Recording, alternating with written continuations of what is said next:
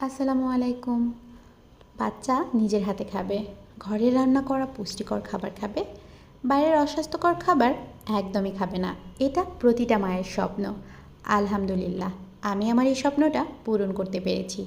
6 মাস বয়সের পর থেকে আমি আমার বাচ্চাকে ঘরে যা রান্না করি সেটাই খাইয়েছি। এই যেমন মাছ, মাংস, দুধ, ডিম, আমার ছেলে এই সমস্ত খাবারগুলো খায়। আলহামদুলিল্লাহ, আমি বাসায় যেটা রান্না করি সেটাই আমার ছেলে খায়।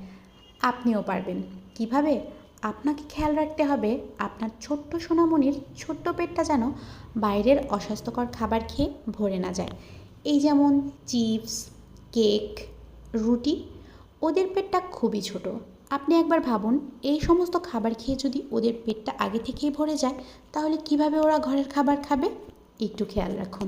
আর ভিডিওটা ভালো লাগলে লাইক, কমেন্ট এবং সাবস্ক্রাইব করতে ভুলবেন না। আল্লাহ হাফেজ।